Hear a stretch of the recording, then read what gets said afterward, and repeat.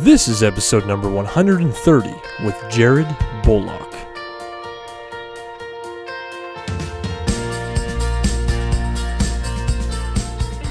Forge Your Potential Legion, you are in for a treat with this episode.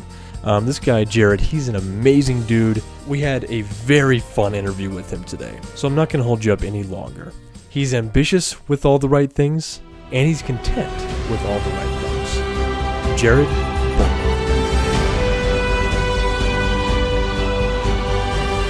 All right, Jared, welcome to the Forge Your Potential podcast, man. Hey, thank you guys for having me. Absolutely. Again. Definitely, Right. dude. Definitely. How have things been? Good, man. We've done a couple different things. I think since we last talked, we did a physique competition, which is pretty interesting. Oh, cool. Oh, God. We'll get into that. So. Nice, dude. That is so cool. So for all the Forge Your Potential Legion members out there listening in right now, give them a little background as far as who you are, what you do, all that stuff, what you're all about. Like currently, I'm a 32-year-old male. I live in Florida. No, anyway. Is this a dating profile? Or? It's a dating profile. No, right now, currently retired. I'm kind of doing the stay-at-home dad stuff. I retired last year. I was in the Army. I served as a Green Beret I was in for 12 years. And then I hit an IED on an ATV at the end of 2013, and I ended up losing my right arm and my right leg. So now I'm kind of just doing the retirement thing, just taking some time off till the next big plan for when me and the family relocate up to Illinois this summer. Cool deal. That's awesome. Do you have a next big plan? What is the next big plan? Yeah, so we've actually been talking. Like my wife is a nurse currently. So for her, like one of her, I'm gonna include her in this. Like her plan is, she's gonna go back and become a PA. And then we're actually going to open a gym. We've actually been looking for some location. Badass. Cool deal. Open a place, you know what I mean? Because fitness has been a huge thing for me. Right. So I kind of want to give that back. It's not going to be a gym of just machines. It's all about going back to the old school stuff of picking stuff up, putting stuff down. Badass, dude. And actually doing work. There's nobody in there working on their adductors and their buns. Right. Not directly working on their buns, anyway. Right. No, that's awesome. Yeah, you do a lot of that stuff, man. We shared a video the other day of you moving some tires and stuff the other day. So that was just like a random cardio thing. I'm like, you know what? I'll just pick something up, walk it out, drop it, and just come back and repeat and repeat. And I don't know if you guys actually saw the video where the tire rolled down my driveway. You guys probably didn't see that. It was like No, it was like that. So I started with 3 tires, and I grabbed one of them. And then the other one kind of just stood itself up, and then I just literally sat there and watched it roll down my driveway. And it went for 150 meters. There was a second I was like, you know what, I can catch this, and then I was like, nah, Right. I don't have a leg. We're not getting there. So That's awesome. That's so funny. So have you seen a decline in the functional strength type gyms? No, I think just from my standpoint, my background, where I come from. I think a lot, even though I did a physique competition, it was just to do one. I think that a lot of kids will write me, right? And it's always about hey, what can I do to train? I want to be a Green Beret, etc. But then it'd always be hey, how do I maintain a 6-pack and have all these muscles but still be able to run? How about we worry about being functional? You know what I mean? Right. Yeah, okay, you want to bench 300, but why not be able to bench instead of one time, why not be able to bench 25 times? You know what I mean? I feel like that's a greater carryover into what you're going to be doing if that's the kind of stuff you're looking for. I feel like a lot of people get away from that. And it just carries over to your everyday life better, in my opinion. Oh, absolutely. Yeah, I couldn't agree more. I've been in and around the fitness industry all of my adult life pretty much, and it's interesting because people will come up to you with these very specific goals okay, how do I knock down, how do I shave time off of my mile or my mile and a half or whatever it is? And they're like, what kind of cardio can I do? And I'm like, I don't know, probably run. Right. Yeah, man. You know what I mean? It's a simple answer. You know what I mean? I don't know.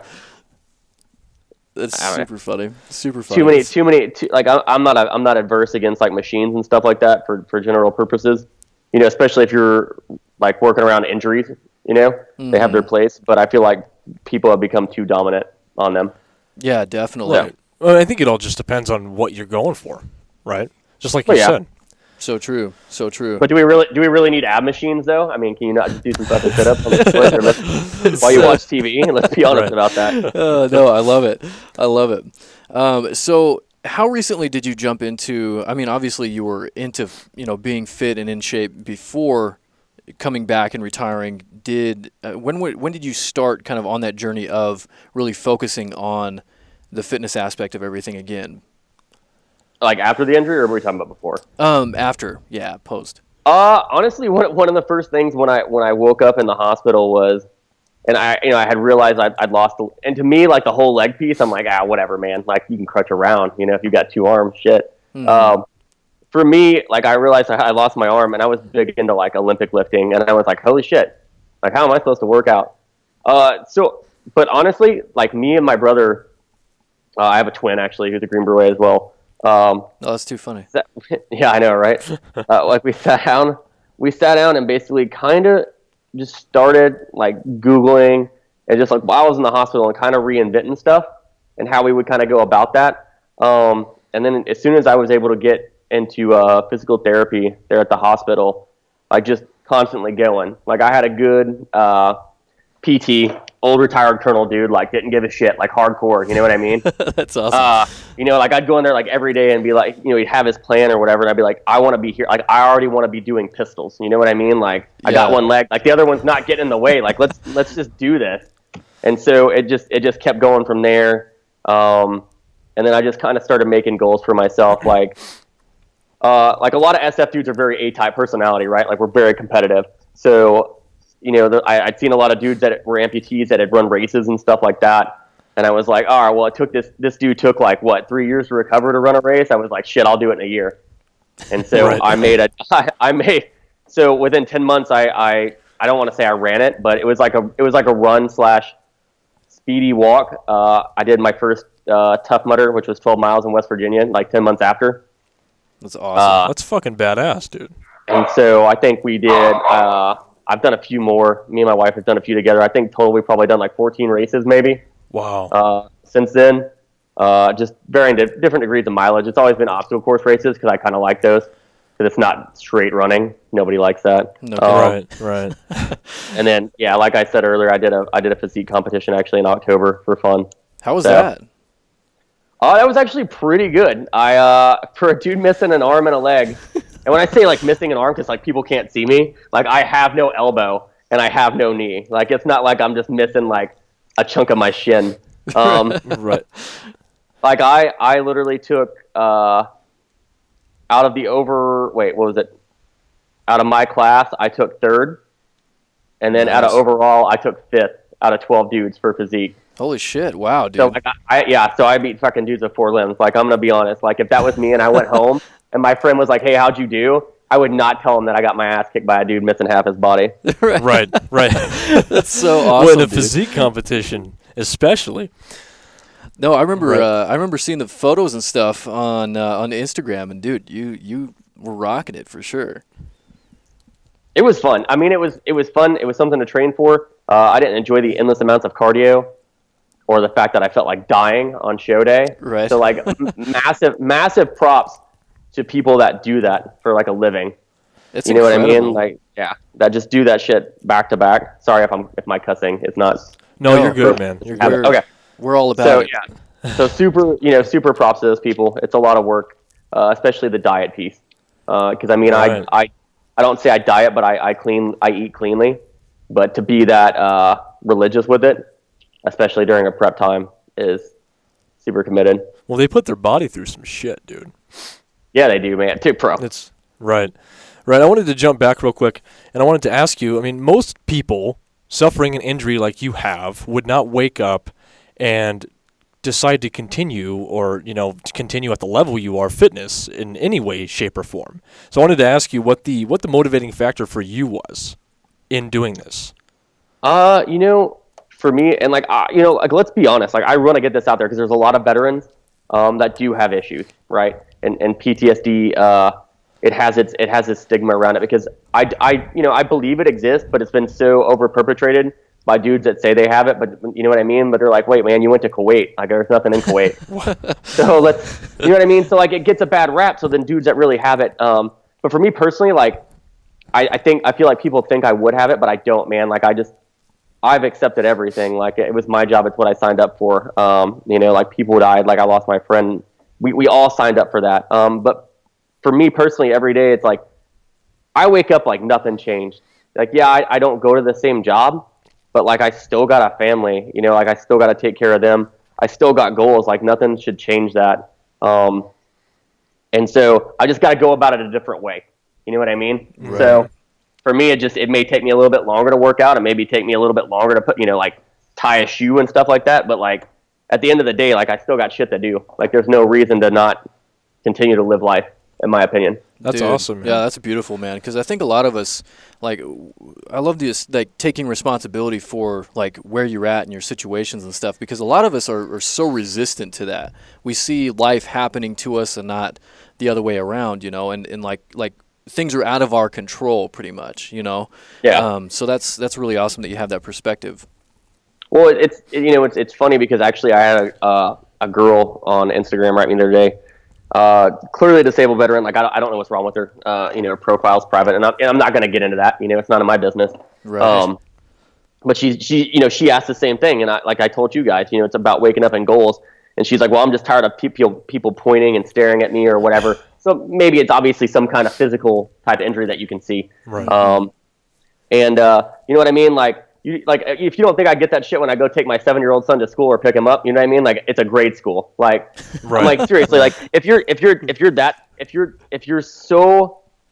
know, she's like, I'm tired of this shit. Like, literally, like, you're talking about your life that you're letting external forces control.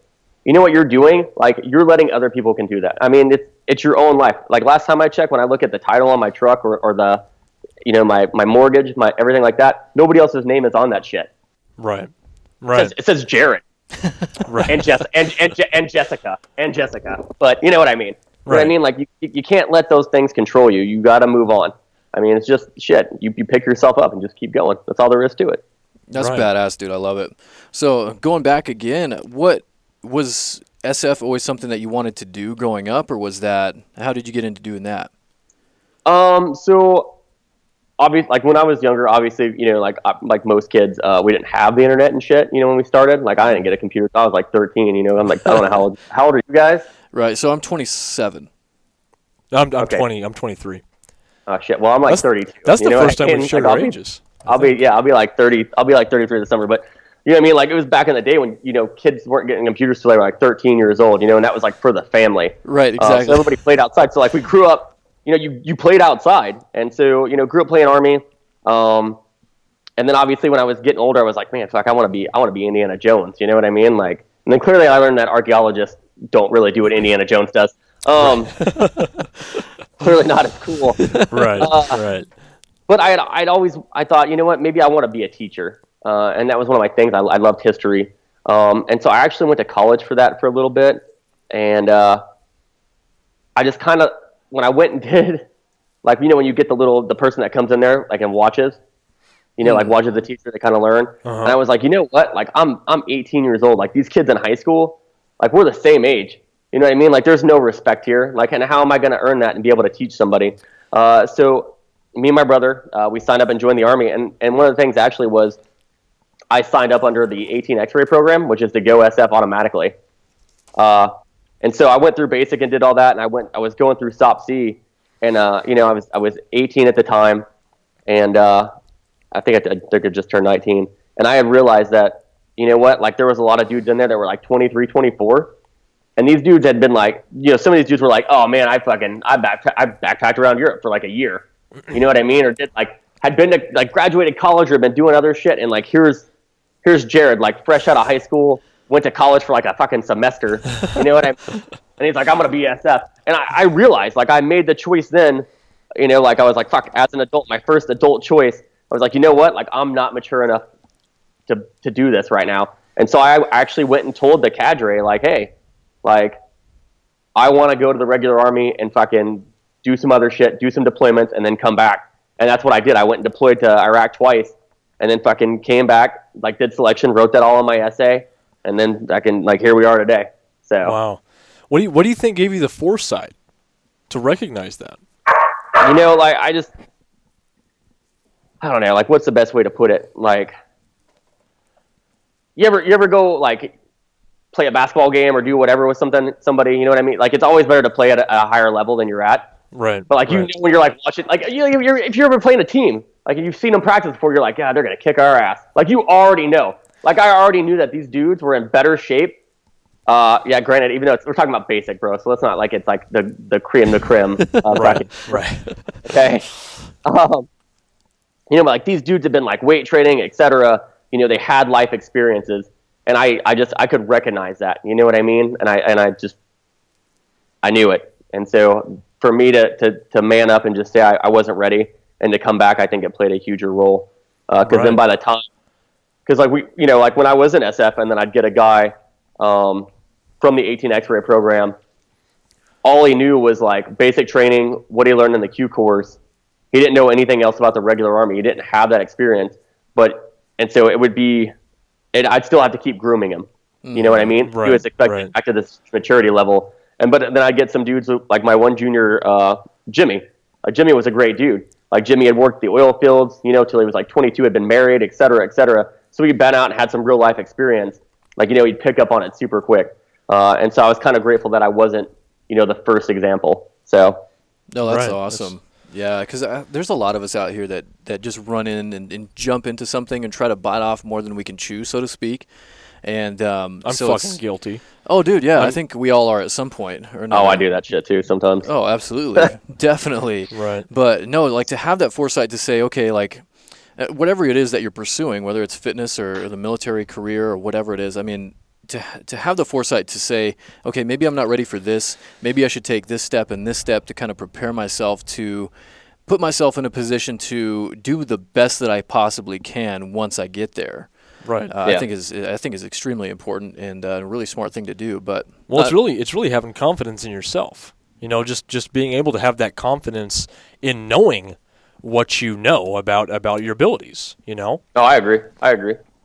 So and I think that probably was like a good stepping point for me. Like, it helped me assess to where I was, throughout my career, and it kind of helped me be able to be, to have the mentality that I do now. Awesome, man. That's awesome. I wanted to just backtrack real quick where you were talking about PTSD and how you've kind of come to accept everything that's happened, and that's what you signed up for. For people that might be listening that want to go into the military, what would you tell them to help them prepare to come to accept the things that might happen? Honestly, like, you know what I mean? Like, for me personally, like, I never intended to, obviously come home missing legs. It was like obviously it was always to come home, but it would either be like, alive or dead, obviously. Right. I don't think there's really there's no way. There's honestly, let's be honest about that. There's no way to mentally prepare for that. I think the training that you have, and then also your background in life, will help build up some mental toughness that may help you in the long run, should it happen. But there's no way. There's no way to be like, hey, man, just so you know, if you get fucked up. Right. I'm gonna give you a pro tip beforehand. And I mean, like, you can't. And I think at the end of the day, if you wake up, you get injured, and I got it. I had a family and everything there for me. And some people don't have that, but I mean, shit. I think it's all up to you. I think we'd have a lot less issues. If people just, because the one thing that people always say is they're like, hey, I'm a man. Like, I served in combat, and they're like, but it's unmanly to go talk to a psychiatrist. Bro, like, I don't think there's anything unmanly about that at all. Like, to me, that's the most manly. Like, there's no, you know what I mean? Like, right. Dude, I was an SF dude. I'm to the point now, like, where I go to a restaurant, I want a steak. Like, I have to sit there and let a grown ass woman, which is my wife, cut my steak, like, in public. You know what I mean? Like, you know how humbling that is? Like, bro, if you shot people in the face, it shouldn't be a big deal for you to go talk to another dude right. and be like, I have nightmares about shooting people in the face. Whatever your issue is. And get help, man. Like, lay off the sauce, lay off drugs, whatever it is. I never saw any need to turn to that. And I know that I'm saying it's easier than said than done, but and I think a lot of it too is a lot of dudes get, and I hate to say it, but a lot of dudes, with social media, they get in these veteran chat rooms with other dudes that are like-minded, right. And all you're You're creating breeding ground. It's all you're doing, and you just keep exacerbating it. What's happening? Like, oh, like fuck society, blah blah blah. Civilians don't understand, and all you guys are doing is you keep funneling each other's anger and hatred, and you're not solving anything instead of getting out in the real world and readapting. That's such an interesting and different perspective. I mean, it really is. Yeah, I hadn't thought about that before as far as, because you do. I mean, we see it on social media and stuff, and I hadn't thought about that aspect of it before. So that's definitely eye-opening. And it's easy to jump on those bandwagons because we're searching for those people that are like-minded, you know, whether it's politics or if it's a situation or whatever. Like, we're always searching for that person that's going to agree with us and kind of perpetuate our current belief system or whatever it is. So yeah, that's a great point. That's a really great point to bring up for a lot of those people out there. It can get dangerous. It can get super dangerous. You know, for your. Oh no, I agree. Like I've been invited into those those Facebook groups and just been like seeing the comments and people are like, we should just have a military only dating site. Like, get the fuck out of here with this shit. Come on, dude. Like, you know what I mean? Like, bro, I'm a veteran, and like when I meet other veterans, like, my God, you know what I mean? Like, thank you for your service. You know, like I'm ecstatic, you know, that you stepped up to serve your country, you know, and you took an oath that some don't. But it doesn't mean I gotta like you. You know what I mean? Let's be honest about that. Like, it's not a fucking. Come on, dude. Let's not be. Right. That's so true. That's so true. Nobody likes everybody they work with. Get the hell out of here. Absolutely. That's the thing. That is the thing. That's awesome. It's like, yeah, do you like Susan at the fucking office? No. Like, no. Who is Susan? Tell me about Susan. No. For example. Just for example. Like, if we were talking to somebody. I know a couple Susans, and they're all delightful. I hear Susan stinks. That's what I hear now. That's awesome. But, you know, that's my thought process. I think a lot of dudes, and it depends. Like I said, it depends on your background and how you were raised and stuff like that. I think if you're one of those dudes that went to high school and you've had a silver spoon in your mouth the entire time and you're taking home the prom queen at the end of the night, you know what I mean? Life's been given to you. I think you're going to have some. That's my opinion. I think you're going to have some issues if some shit happened, as opposed to somebody, you know, that's like comes from a broken family, et cetera, et cetera. You know what I mean? That grew up rough. Like, they're probably going to take a lot of shit a lot harder than others. Definitely. That's my personal opinion. So you can't count out society as being a factor. So without a doubt, you know, resistance creates strength. And absolutely. That's just where that comes from. Absolutely. Did you have? I mean, this could be too personal. You can let me know if you want. But did you have a good childhood, like growing up, or was that? No. So, yeah. So like for me, like a lot of soft dudes, like there's a saying like, if soft dudes weren't soft dudes, they'd either be dead or in jail. So like for me growing up, like my dad, like I have three brothers, obviously one of them's a twin. My dad left my mom when I was like 6 months old. So there was a lot of like her having to work like double shifts and stuff like that all the time. And to the point, you know, like my brothers were in, you know, they're everyone of besides the twin that's 5 years and 5 years apart. So, you know, they're doing school stuff. You know what I mean? Like there's a lot of times when I'd be like, you know, like my kid's age now with my twin, like home alone. You know what I mean? But like this isn't like back in the day. We didn't have social media and shit. You turn on like Batman after school or something. Right. On your like 3 TV stations that you had. But you know, you did that, and then we were just a lot alone all the time. So it was a lot of us being together, doing stuff, and then it was like spending time at my grandpa's, and my grandpa owned a farm. You know what I mean? Like there was no slack there. It was like, hey, we're cutting wood for the winter. It was like load all this fucking wood. You know what I mean? Or like, hey, we're filling 5-gallon buckets to feed pigs. You know what I mean? And you know, like it's like a 40-gallon bucket or like a 40-pound bucket. You know, and you're like 9 years old trying to move that shit, and he's like, hey, man, like nobody's doing this. Nobody's doing this for you. Right. And so that's what I got. Like super awesome dude. Love him to, you know, he passed away. I love him. And he taught me a lot.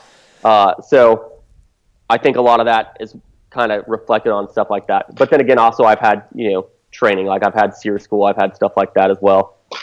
So it just kind of, you know, it expanded upon that of what I've already had growing up.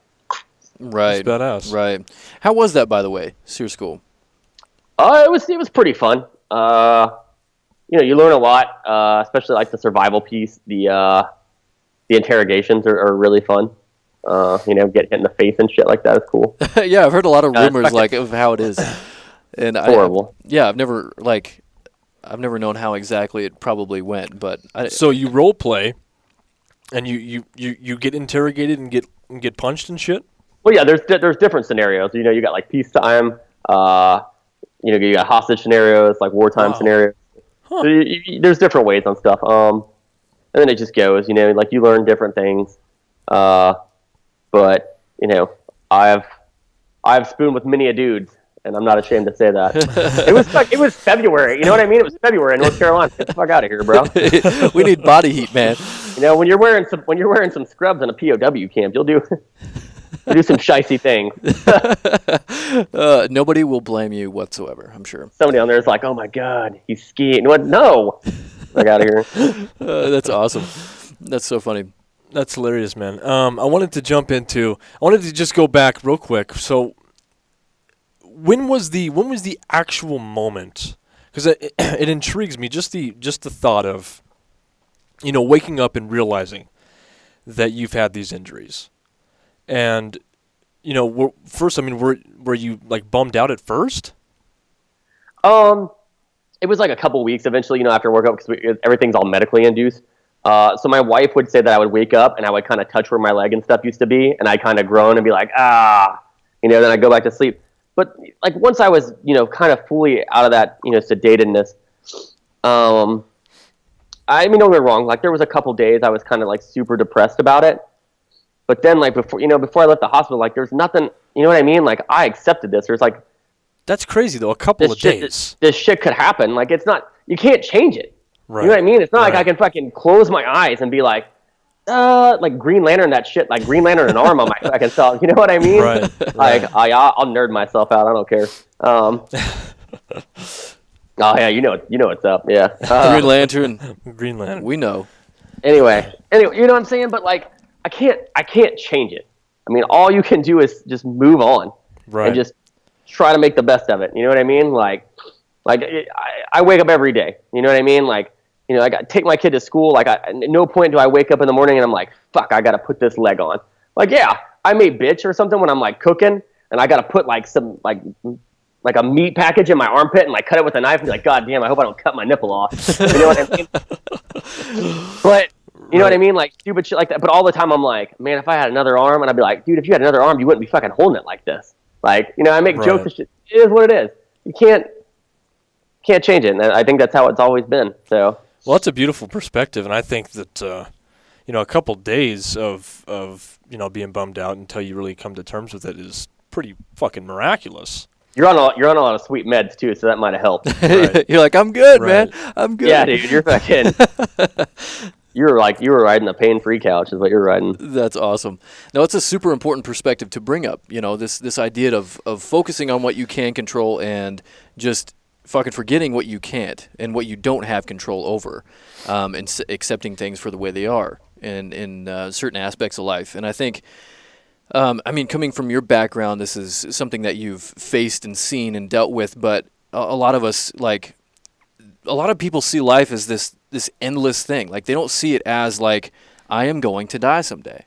And it sounds morbid and it sounds scary to a lot of people, but so many people neglect to realize that. And I think that's why people just get caught up in this idea that they can control everything, or that they should, or that like things shouldn't be the way that they are. And I don't know, I think there's a lot of things that go into that, but I think just that idea of mortality kind of plays into that a little bit, as far as accepting things for kind of the way they are.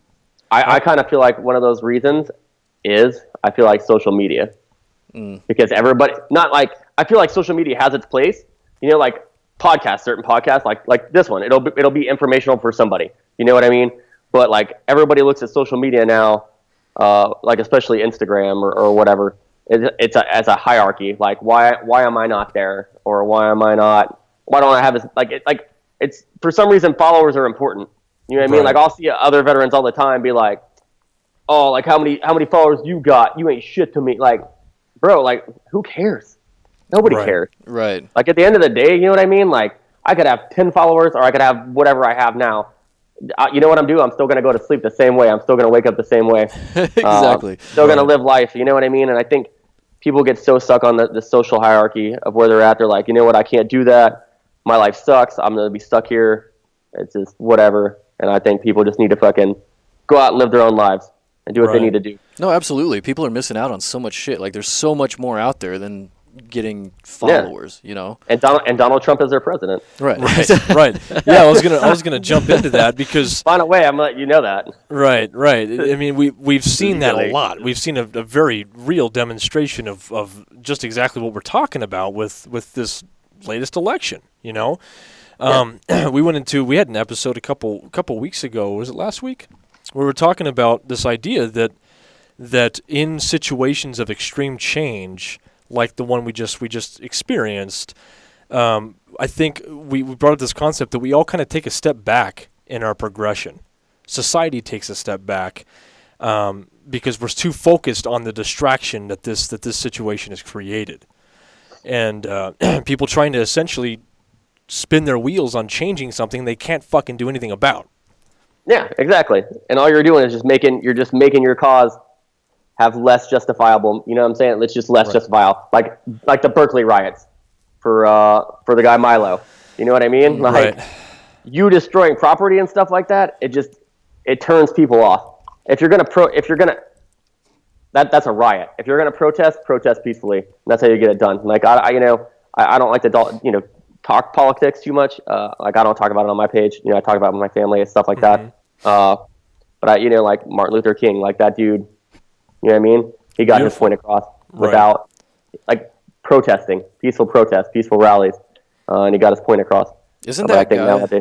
That guy just baffles me, man. This like his level of leadership and intelligence and being able to in such turbulent times to be able to like inspire people to a level and to a degree to not lash out and to not react with violence and this and that and something that something and that's without social media. Right. Yeah, exactly. You know what I mean? And it was during incredible. a time. It was during a time that it was like completely warranted too. Like it wouldn't have been. Oh yeah. It wouldn't have been a bad thing if violence did occur during that time. So. Right. No. Yeah. That guy's an inspiration for me. Well, like I got a question for you. Like I was sitting there thinking about this today. When's the last time you can think that the country as a whole was unified for one moment? For one moment. 9/11 probably was the first thing that came to mind. Exactly. That's what I can think of. You know what I'm saying? Like you had one common enemy, and that's the one time. And I'm like, since that time, America has become, maybe for the first couple years when the war went on, still together. But I think after that, it started to become more divided. But now to where it's at, like Trump is a president. Like I'm not gonna lie, I voted for him. If people don't like that, it is what it is. Because Hillary was a poor choice, and obviously Gary Johnson didn't know what Aleppo was. So let's be honest. So you know what I mean? Like was Trump the better pick? Yeah or nay? Right. In my opinion, he was a better one. So for me, all I can hope for is that he takes the country in the best direction possible. Yeah, absolutely. And he does what's better for everybody. And so far from what I've seen, I got it. Some of his cabinet picks are kind of, education, et cetera, like that. Maybe questionable for some people. But, like, the dude is making jobs, man. You know what I mean? And that's what America needs. And we got the ban going on. And people are like, well, he's got businesses in those countries. Like, none of the terrorists from 9/11 were there. Bro, do you know how easy it is to go to one of those countries and get training? Like, have you ever been to war? Like, have you ever received any human intelligence? Probably not. You probably sit on your couch in some backwoods fucking state or some liberal other state and just nothing besides what you get fed on TV or from your friend. So like it doesn't matter. Like, add more countries, take less countries away. The dude's just trying to do what's right, and I got it. People are gonna get mad about it. But he's just doing it to in place more vetting. Well, I think that's what we need. Right. Oh, definitely. That's what people do, though. I mean, they get mad. They get mad about shit. I mean, that's fine. It's almost hip to get mad about shit. Oh, nowadays. Oh, yeah. Right. So it is what it is. Don't get mad and cover up your face with a ski mask. Right. Don't do that shit. And start trashing Bank of America. Right. You know what I mean? Like, come on, man. But I don't know. I'm trying. I think about it all the time. I'm like, like that's kids that are like, people my age and like that are in your generation as well. And I'm like, at what point did we go wrong? So Yeah, it's difficult to kind of like pinpoint where exactly things happen in time and throughout time. It's like you kind of just all of a sudden realize that you've reached a place, Right. and you're like, okay, well, how the fuck did we get here? Like, what happened? Right, and but then you can't even talk about that, because if you do, somebody's going to get mad that you're talking about shit going wrong. Oh, I know. It's like, well, our generation's fucking awesome. What are you talking about? You know, I just want to know who made Common Core, because that's a horrible fucking thing too, by the way. Is it terrible? I haven't had any experience with it. Dude, like my kid has it here. Yeah. I haven't done the math portion, but like the reading, he's 7, and like we'll read a story, and like he gets quizzes after these stories, and so I'll ask him questions that I think, if I was to read the story, whatever. But some of these questions that he'll get asked on his test, it'll be like an opinionated question, like what do you think? And he'll write his answer, but his answer will be fucking wrong. Like, really? What? That doesn't make sense. So what you're saying is you're curving learning to what you want it to be, and you're rolling out free thought, which is not cool. But right, he doesn't have the right opinion. He's not on the right side. So you know what I mean? He doesn't have the math piece yet, and I hope when we move they don't have that there, because that shit looks horrible. Like I'm not horrible at math, but good lord, man, like I don't want to take like multiplication and make it into a 10-step problem. Right. There's no need for that. No kidding. You guys live in Idaho, so you guys are good. Yeah, we're good. We're good. We're golden. We're good. We've avoided strong. a lot here. One of my teammates that got injured that was with me, he's from Idaho. Really? Oh, really? Cool deal. Yeah. Super good dude. He had a super loud laugh. I wish I could. I can't read. It's like I can't do it. Dude, it's like fucking hilarious. That's how we laugh here. That's just kind of I believe it. Yeah, You guys are in a sound studio, so nobody's gonna hear you. You're good. Yeah, exactly. Just go for it. Go for it, man. We laugh normal in public. No, that's awesome. So, so coming home from being in the military and then jumping into fitness and all this stuff, how did you guys end up deciding that? I mean, of all the things that you could do, I mean, you talked about teaching and all this stuff. How did you end up wanting to start this gym, and what's your vision for that? So the gym, for us, like obviously fitness is big for me. Like my wife works out. It's not like she's hardcore about it, but it's just been a huge thing for us, and like in my recovery. And two, it's like it never goes out of style. Like honestly, I don't see myself like.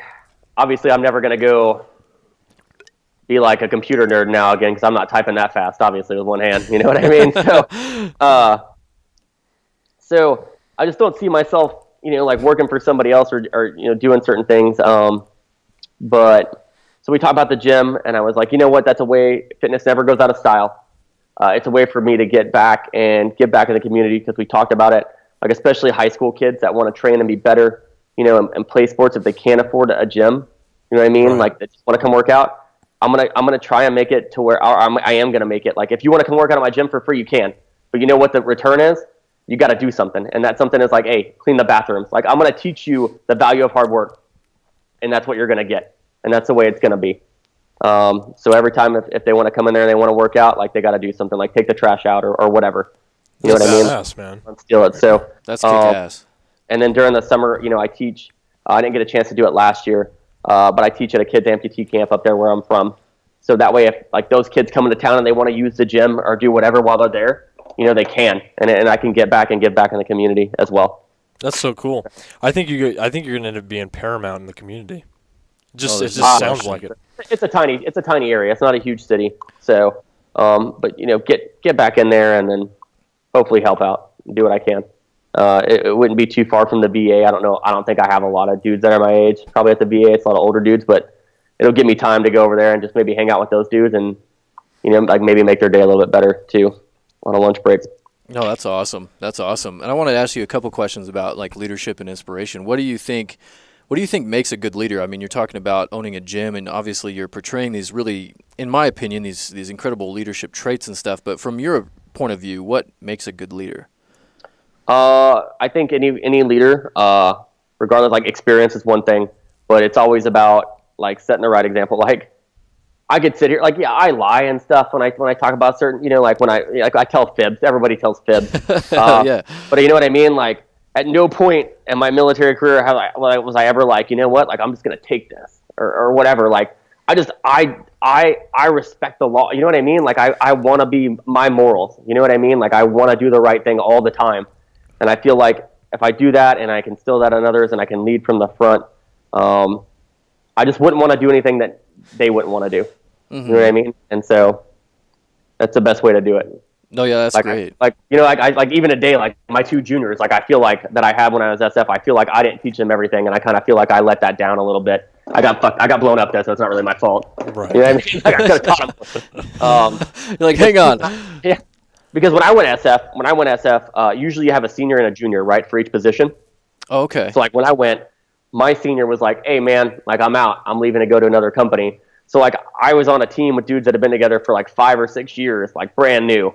You know what I mean? They're like, "Hey bro, we're going to Peru." Like, fuck dude. You know what I mean? Like, so for like 3 years, like I was by myself. Like I had to learn everything. Oh, so wow. like I definitely didn't want to pass that on. So just stuff like that. Those are examples.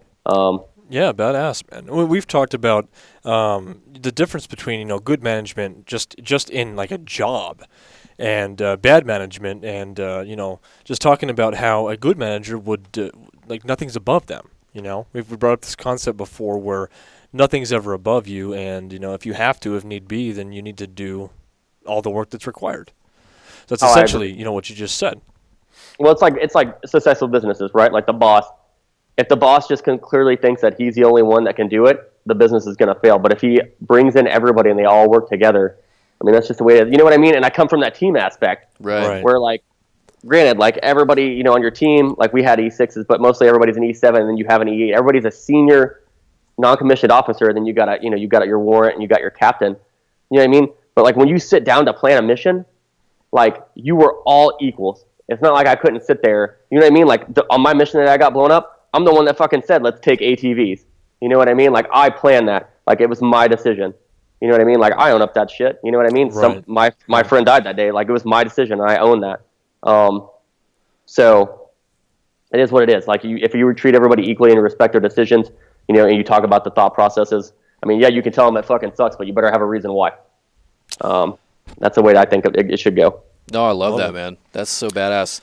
And going into inspiration, what inspires you, or who inspires you? Like inspires, man. Like stars and stuff like that, like famous people. I mean, yeah. I'm gonna be honest. Like those people, like yeah, I enjoy watching movies or listening to certain people's music, but like if I saw those people, I wouldn't really give a shit. You know what I mean? They're just people that get paid to do something that get paid a lot more than I do. Honestly, man, like going out, like seeing other wounded dudes that are actually out, like doing stuff. You know what I mean? Like making a difference in their community, or like the veteran community itself. Obviously, other soft dudes, especially like Green Berets that are out, like they're just taking everything they learn and they're putting it into business. You know what I mean? They're making stuff happen. My wife is a huge inspiration for me because, like she, was like, hey, she always wanted to go be a pediatrician actually at like St. Jude's, but she put that shit on hold, to be a nurse and fucking take care of me or like do the whole Army thing with me. And then I was like, hey, I want to be SF. And then like we actually had a kid while I was in the qualification course to be an SF. And like instead of like taking time off, which I could have, she's like, like literally like the day after I had my kid, she's like, I had to go out to the field. I could have put it off for the Q course. And she's like, fucking go. You know what I mean? So like she's been going like triple shift in it for me. And even when you know what I mean? Like she works full time. And then I'm like, hey, I want to run races. Like she runs the races.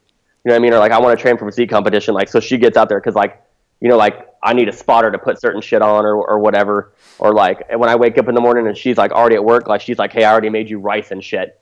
Like she'll do that shit like 4:30 a.m. when she's heading out the door to go work a shift. That's so cool. So she's one of them. Wow. She puts something in my fat ass is like, hey, we got any ice cream in there? You got any Rocky Road? So she's definitely one of them. And then my grandpa, because obviously he instilled a lot of hard work in me. That's so cool, man. That's so cool. I I wanted say to. my twin, but he's my bitch. That's what's up. Just because we always like. I don't care if that dude's got 4 limbs. Like we will always compete. So I'll kick your ass, dude. hell yeah, man. That's the way to do it, though. That's the way to do it. It's interesting though because there's a lot of veterans. It seems like that's the common consensus where they retire, they get out of serving, and they want to start their own thing. They want to do their own thing. They don't want to work for somebody else. Why do you think that is? I think it's obviously you got the civilian world and you got a military world. You got 2 different backgrounds, and I think especially if it's like a younger enlisted dude, maybe, or even me. Like I don't want to be told what to do. Like I enjoyed the Army. I really did. You know what I mean? But like when I woke up, when I retired, and I realized like like. Holy shit, like I don't have to get a haircut anymore. Like I don't have to shave every day. I mean, except when I was deployed. But like I don't have to wear the same thing every day. Like I can make my own rules, and I think that's what a lot of them want to do. You know what I mean? Like especially soft dudes. Like soft dudes have so much training and so much leadership. We get so much extra schooling on stuff. It's such a long process to groom and shape and mentor. And all that's handed down, in your teams. Everybody learns and grows. That soft dudes just come out, especially soft dudes come out and they can see an objective and they can take it. You know what I mean? It doesn't matter how long. You know what I mean? Like my gym is like it's a 5-year plan. You know what I mean? But I know, you know what I mean? Like once I get a building, like I know it's just all on from there. So, Right. And I think veterans know that they have, even up from the lowest to the most senior, they have that form of leadership within them, and they know that they can make something better with it. And give something back. Yeah. Give something back that people know they want. Like fuck, man. Like Black Rifle coffee, dude. Everybody wants coffee. Right, You know what I mean? exactly. Right. Those guys are killing it, dude. Yeah, they are, dude. You know what? You come out against Starbucks saying I'm going to hire 10,000 vets or 10,000 refugees. Shit's going to blow up. Oh my gosh, right. They've gotten some massive coverage for that. I know, right? I've been trying to order coffee and it's been fucking sold out for like ever. Like my favorite. Like what the hell, man? No shit, that's awesome. That's awesome. Yeah, those guys. It's good to see they're doing well. Oh, for sure, Yeah. for sure, and it stands to reason, especially when they're doing shit like that. Standing up and saying that, and it's just again kind of going back to like the things that we see wrong in our society. It's like we've got all these guys out here that could use a job, and all these companies that could be providing that, but it's like the cool and the hip thing to give somebody else jobs or to give this demographic or that demographic jobs. Oh, I know. And it's super frustrating to see. It is, but there's people going in the right direction, and that's all that fucking matters. Exactly. Exactly. Yeah, right. What we had a 227,000 job increase at the end of January, beginning of this month. Like that's huge. You know what I mean? Like, and I see, we keep getting back to politics, but I'm not saying Trump, but like, you know what I mean? Like, the dude is knocking millions off F-35 jets. The dude is getting, like companies saying they're going to invest billions, like rebring back Ford factories, rebring back that. You know what I mean? Like, shit, dude. Like, right. I can't argue with the progress either. No, I'm just saying, like, get it back. Like, right. And we talk about, like, I don't know if you guys watched the inauguration about that, when people were like, he said America first, like America will be the shining light for which other countries will want to be. Like, that's not verbatim, but like, and people got upset about that. Like, what if loving America is like nationalism and you consider that a disease, like, why the fuck are you even here? Right. Well, the only reason Go Sorry, ahead. go ahead. Sorry. No, you're good. Well, the only reason you can bitch is because you live in a place that allows you to bitch, Yeah. And I think I've said this. But that's the one thing that you shouldn't, in my opinion, you shouldn't be bitching about. Right. It's somebody having pride for America. Well, in whatever country you live in, right? But we're just talking basically about America. Like, at no point in time should another American be like, my God, you're a fucking fascist for thinking America first. Like, are you fucking kidding me? The Pledge of Allegiance and all that don't get me wrong. Like, don't get me wrong. Like, I fought for everybody to have their freedoms. You know what I mean? Like, if you, it's gay the correct term or homosexual, whatever. If you want to marry another guy, you know what? That's your right, and you can do whatever you want. You know what I mean? voice your opinions, protest peacefully, do that. But to come out and say that somebody that says America first, etc., is wrong, like, to me, that's a horrible day for the country. That's my opinion. No, yeah, for sure. We can say wholeheartedly here at Forge Your Potential, fuck that. Right. Like, Yeah, 100%. Oh, good God. Right. You know what I mean? Like, good Lord, man. Like, Right. I got it. Say you fucking hate Trump, but Jesus Christ, like, anybody that loves their country, if that offends you, oh, bro. Right. Go fucking sign the California petition to fucking Cal exit its fucking ass out of here. Right. Well, Like, and, good Lord. and the frustrating thing too, from my perspective, is in not only politics, but I mean, just people playing this role of the victim and thinking that they're being victimized by something or someone or a situation, and that they have no control over their own destinies or their own abilities and stuff. I mean, Dustin and I were just talking about this the other day about, somebody was bitching about online or something about he was going to tax people like that didn't make $200,000 a year. He's going to tax them more and this and that. And Dustin left a comment and he's like, well, then make $200,000 a year. Like, problem solved. Do right? something about it. Right. Right. It's just like, get off the fucking sidelines and stand up and actually either do something productive to change something that you disagree with, or Yes, bro. Yeah. just stop. You know what I mean? It's just the same people that bitch about politics constantly are the same people that just sit there Right. and do nothing instead of getting up, like you're saying, and either I'm not telling you to go like get a fucking law degree and eventually run to be a senator, you know what I mean, Right. or a governor or anything like that, or president, you know what I mean. Write a letter to your congressman. Doing stuff like that is being more productive than just voicing your fucking discontent on social media. Exactly. Like, Oh, it's the same absolutely. people. I mean, just do stuff like that, but like, just to voice your discontent and then say, you know what, this is horrible, but not ever actually do anything about it. Like, you are part of the problem. Well, it seems like it's just common sense, but I mean, I guess it's not. Well, You know it's what I easier. mean? It's Like- easier. It's easier just to sit there and whine about something than actually trying to think about, okay, well, I see an issue with this. Okay, well, how do we fix it?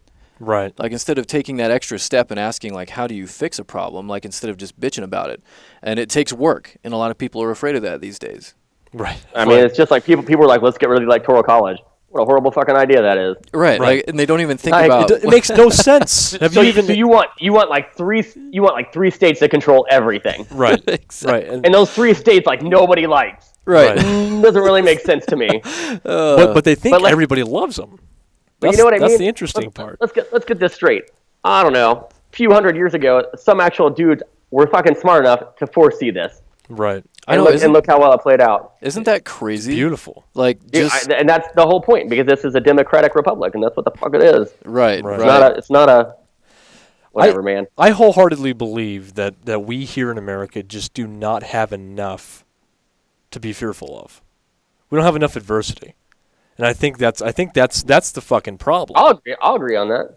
You know, that it seems like as time goes on, we just make up shit to be pissed off about.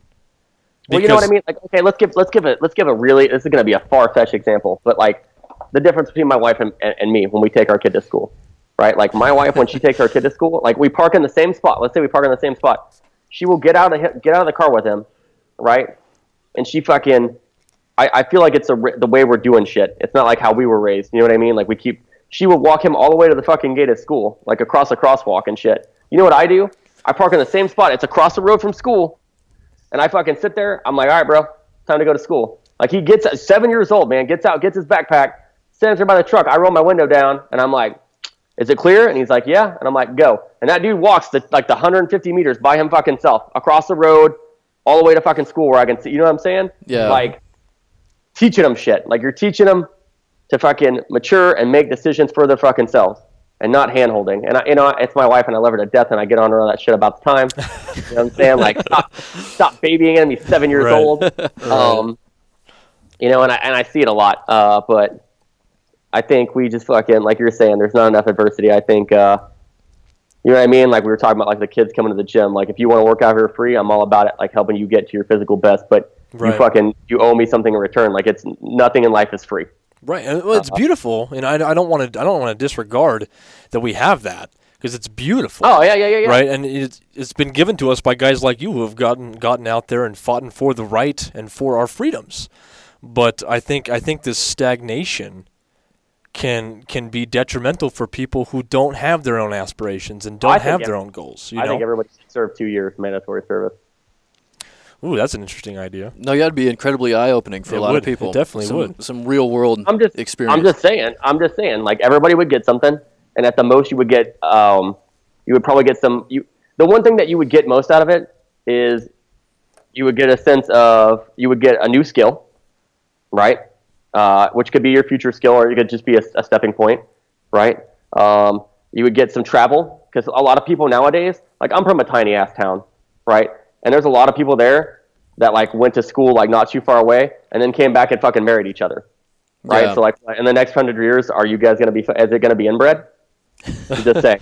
But you know what I mean? Like, bro, like, I'm just saying, like, you went to school with a chick that's now your wife that your best friend probably banged, and you know that. That's awkward to me.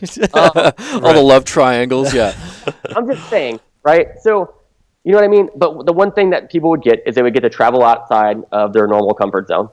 They would get to see different things, and if they're lucky, they would get to go travel the world, right? Like, I've gotten the spirit, like, obviously, like, Afghanistan, Iraq, not the greatest places in the world to travel to, but it's a different culture, and I got to experience that. But I've gotten to travel to South America. I've been to Germany, you know, different places. But people would get that, and they'd get a sense, and they'd find out who they are and where they fit in.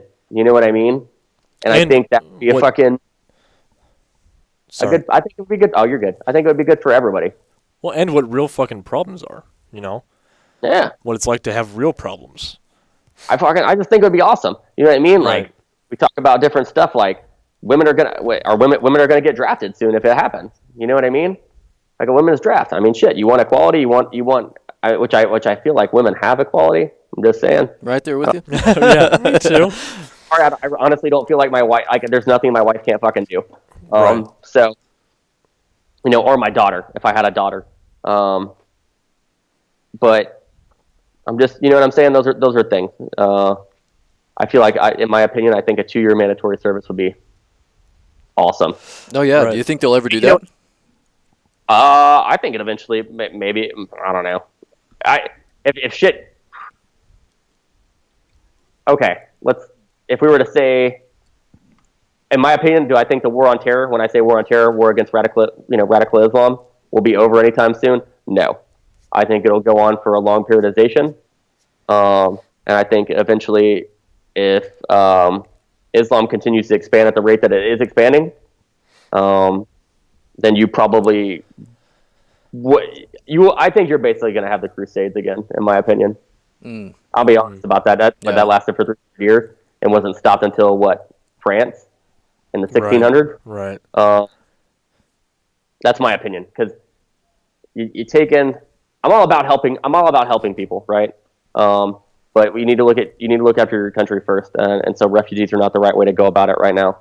Yeah, that's the thing. You know, and that's something that I've kind of had to learn personally, because I'm like in that same boat. Like, I want to just help other people, but you have to be able to take care of yourself before you can do anything to help anybody. And it kind of goes back to that cliche example as far as like when you're on an airplane, they tell you to put your mask on first and then put your kid's mask on. Mm-hmm. Because, like, if you're incapacitated, like, you're not going to be able to do shit, or you're going to be dead. You know? Right. So I mean, just for example, like, we talk about like, if you were talking about, like, Black Lives Matter, but you have more black on black violence, like, for example, Chicago has one of the highest murder rates, right, in the country. You know, and I got a buddy that works up there that's a SWAT guy. You know what I'm saying? Like, you want to bring other people into this country right now, and then basically you're going to be paying for them, right? Tax dollars are going to be paying for them.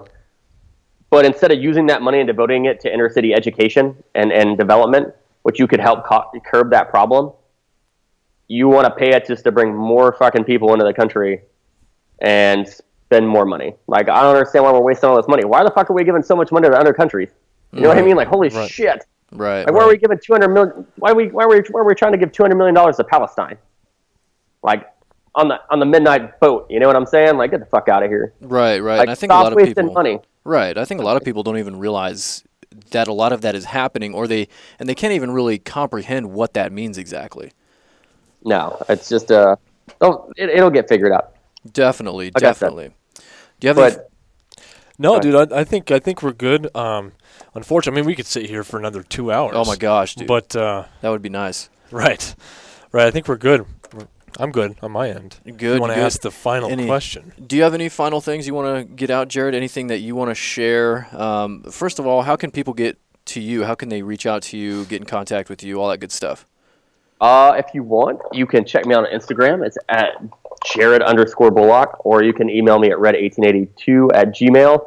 I do answer the DMs unless you're sending in nudes. I'm probably not going to look at those. No dick pics or nothing? Nah, man. Nah. It's awkward. It's awkward to get married chicks. That's really weird. Well, you so read my message. Oh, yeah. I'm just kidding. Oh, yeah. That one guy, Dustin. Yeah, I read yours. No, that way I'll answer any of them. It's no big deal. That's awesome, dude. That's even awesome. if you want to call and tell me, even if you want to write me and tell me I'm a piece of shit, I'll even write it back and say that's awesome. Like, cool. Thanks, bro. I don't care. Super nice. That's sweet.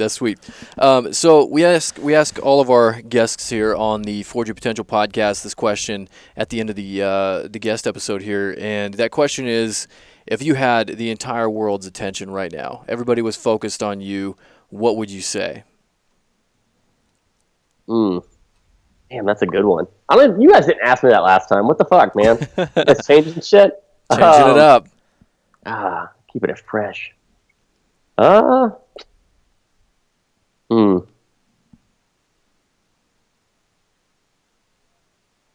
first. America first, baby. I'm leaving it that way. Yeah, dude. That's what I got. It's golden. I love it. We get a different answer every time. We haven't gotten that one yet, so love it. Love it, man. It's awesome. Absolutely. Leave it there. Yeah. Dude, is it super cold in Idaho, by the way? It's not bad today. It's been warming up, actually. Let me check. Yeah. It's been like in the high 30s, like 40s-ish. Yeah, it's 44 degrees outside right now, so it's been a lot warmer than it has been, because it was in the negatives for like a solid week. Yeah, it was cold as fuck. Damn, I haven't seen snow in so long, bro. Oh, we've got plenty up here, man. Yeah. I haven't seen sunshine in so long. See, but that's a bad thing, though, man. Like, I live, like, in the Gulf. You know what I'm saying? So, right. like maybe one day it'll be, like, 70, 80, and you'll be like, fuck, man, I got to turn the AC on. And you turn the AC on, and it, like, drops, like, 45. Like, the next morning, you're like, it's so fucking cold in here. Or you're like, I'm going to wear pants. I'm going to wear pants outside. And then by, like, mid-afternoon, it's, like, hot as fuck. And you're like, it's a horrible mistake. That's awesome. You got a plan for everything. Just get those cool pants that they used to have with the zippers around the knees. You can just oh hell yeah, take the shins off. Yeah, I like to wear board shorts a lot. That's pretty much what I do. Hey, there you go. Once I move up north, I'll have to wear real pants like a real person. Right, but not yet. Not yet. No. That's awesome. But dude, thanks so much again for hanging out with us, sharing your story, and just being a kick-ass dude, man. Thank you guys for having me. You guys are like the most fun podcast I think I've ever had to do. Sweet, dude. That's good to hear. Fuck yeah, awesome. You guys are fucking all over the place. Everybody else just comes in with some fucking already written questions. Right. No, yeah. We're off the cuff, dude. We're just hanging out. We just like to fucking hang out and shoot the shit. Like that's the best. That's the best way to do it. I think that the structured interviews are bullshit. You know, talking shit about that's what's up. Right, exactly. Susan's gonna hear this shit. Yeah. Oh man. I love you, Susan. Awesome. Well, Jared, man, we'll be in touch, and thanks again so much for hanging out with us, and everybody out there listening in the Forge Your Potential Legion. Remember, as always, today is the day.